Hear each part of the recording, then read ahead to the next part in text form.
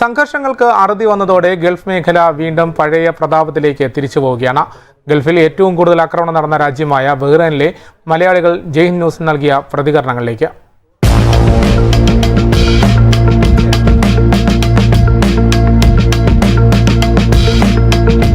ബഹ്റൈനിലെ നമ്മുടെ നാടൻ ചായ കുടിച്ച് ഞങ്ങൾ മനോഹരമായിട്ട് ഈ സ്ട്രീറ്റിൽ നിൽക്കുകയാണ്. ഈ പറയുന്ന ഒരു ആശങ്കയോടെ ഇല്ല.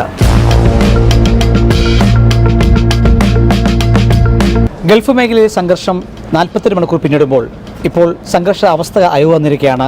പ്രവാസി മലയാളികളൊക്കെ പുറത്തിറങ്ങി ചായ കുടിച്ചിരിക്കുകയാണ്. പഴയ പോലെയുള്ള ആശങ്കകളൊന്നും ഇല്ല എന്ന് മനസ്സിലാക്കാൻ സാധിക്കുന്നു. നമുക്ക് നേരിട്ട് ചോദിച്ചറിയാം, ഇപ്പോൾ എന്താണ് ഇപ്പോഴത്തെ അവസ്ഥ? ബഹ്റൈനിലെ ആശങ്കകളൊക്കെ മാറും, എങ്ങനെയാണ്? വളരെ കൂളായി പുറത്തിറങ്ങി എല്ലാവരും ഉണ്ടെന്നുള്ളത് എന്താണ്? കഴിഞ്ഞ 2-3 ദിവസമായി ആശങ്കയുടെ സാഹചര്യം ഉണ്ടായിരുന്നെങ്കിലും ഇപ്പോൾ ആ കാർമേയമൊക്കെ ഒന്ന് ഒഴിഞ്ഞിരിക്കുകയാണ്. പ്രത്യേകിച്ച് ഈ ദേശത്തെ പറ്റി പറയുകയാണെങ്കിൽ എല്ലാ ആൾക്കാരും വളരെ സഹോദര്യമായി താമസിക്കുന്ന, പ്രത്യേകിച്ച് ഈ ബഹ്റൈനിലെ ഈ സൽമാനിയ എന്ന് പറഞ്ഞ ഏരിയ നമ്മുടെ ആൾക്കാരാണ്. ഇന്ത്യൻസ്, അത് കേരളൈറ്റ്സാണ് ഏറ്റവും കൂടുതലുള്ളത്.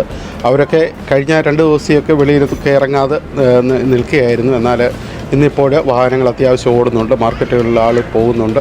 എല്ലാ ജീവിത സാഹചര്യങ്ങളും പഴയതുപോലെ ആയി തുടങ്ങുന്നു. പ്രത്യേകിച്ച് ഇന്ന് ഉച്ച കഴിഞ്ഞുള്ള സമയത്ത് കുറച്ചേറെ ശാന്തത അനുഭവപ്പെടുന്നുണ്ട്.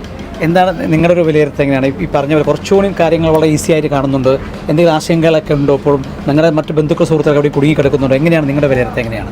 ഇവിടെ അങ്ങനെ വലിയ പ്രശ്നങ്ങളുള്ള ഏരിയ അല്ല. ഒന്നാമത് ബഹ്റൈനിലെ തന്നെ ഏറ്റവും മലയാളികളുടെ ഒരു സാന്നിധ്യം കൂടുതലുള്ള ഏരിയയാണ് സൽമാനിയ.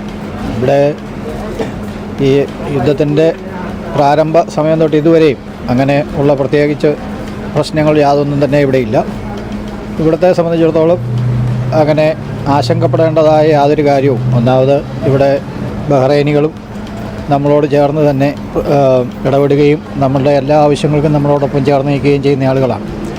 അങ്ങനെയുള്ളതായ യാതൊരു പ്രശ്നങ്ങളും ഇവിടെയില്ല.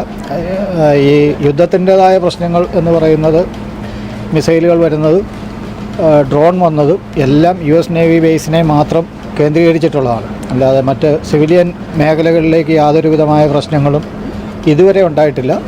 അങ്ങനെ ഉണ്ടാവുമെന്നുള്ളൊരു പ്രതീക്ഷയും നിലവിൽ നമുക്കില്ല. അപ്പോൾ ഇതാണ് മലയാളികൾക്ക് പറയാനുള്ളത്. ബഹ്റൈനിലെ മലയാളികൾക്ക് പറയാനുള്ള വാക്കുകൾ ഇതാണ്. തീർച്ചയായിട്ടും ആശങ്കയൊന്നുമില്ല, വളരെ കൂളായി കാര്യങ്ങൾ നടക്കുന്നു എന്നാണ് ഏറ്റവും സന്തോഷ വാർത്തയാണ്. ബഹ്റൈനിലെ സൽമാനിൽ നിന്നും ക്യാമറമാൻ അനീഷിനൊപ്പം എൽവിസ് ചുമാർ, ജയ്ഹിന്ദ് ന്യൂസ്.